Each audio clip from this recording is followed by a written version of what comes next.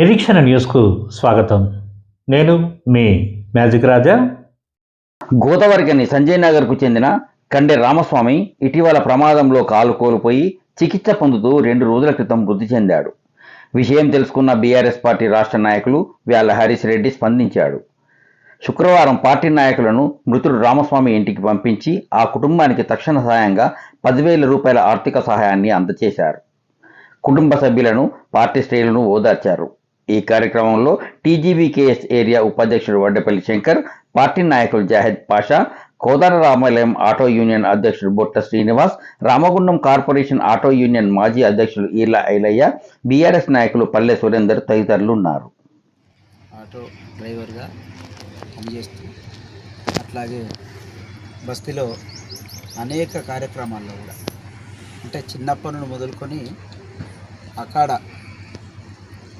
వస్తాదుగా, తర్వాత కుంగుఫులో కానీ, కరాటేలో కానీ, బాక్సింగ్లో పోయి అందరికీ, అన్ని కుటుంబాలకు, చనిపోయినటువంటి కుటుంబాలకు కావచ్చు, బ్రతుకున్నటువంటి కుటుంబాలకు కావచ్చు, వాళ్ళందరూ కూడా ముందు బాగానే ఉండి సేవలు అందించి, లేదా ఎవరికైనా ఏదైనా ఇబ్బంది అయినా లేదా చనిపోయినా వెంటనే మాకు సంబంధించి ఫోన్ చేసి ఇట్లా జరిగింది, మనం ఏం చేద్దాం అనేటువంటి దానిలో భాగంగా తను ముందు బాగానే ఉండేటువంటి వ్యక్తి. నిజంగా కూడా తను కోల్పోవడము, మొట్టమొదలు యాక్సిడెంట్కి సంబంధించి ఆ కాలు పోవడము, తర్వాత ఆ కన్ను షుగర్కి సంబంధించి కావడము, తిరిగి తన ప్రాణాలే అసలు తుది శ్వాస విడవడం అనేటువంటిది నిజంగా కూడా ఆ కుటుంబం మొదలుకొని సంజయ్ నగర్ వాడలో నా చిన్నప్పటి మిత్రులుగా మేము అందరం కూడా అసలు మర్చిపోలేనటువంటి పరిస్థితి ఉన్నది.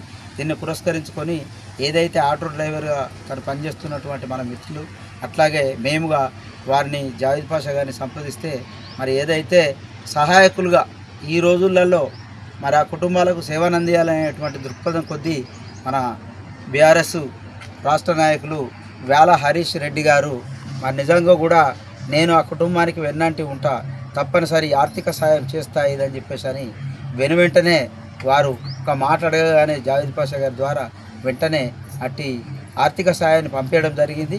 వారికి కూడా మేము ధన్యవాదాలు తెలియజేస్తున్నాం.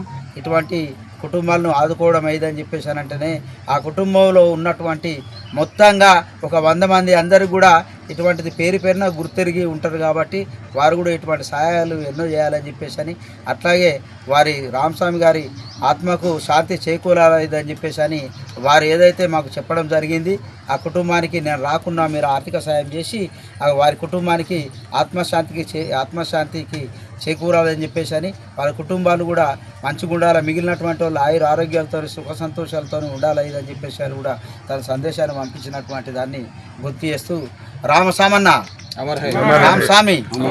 మన నిరీక్షణ న్యూస్ను వాచ్ చేయండి, లైక్ చేయండి, సబ్స్క్రైబ్ చేయండి, మీ మిత్రులకు షేర్ చేయండి.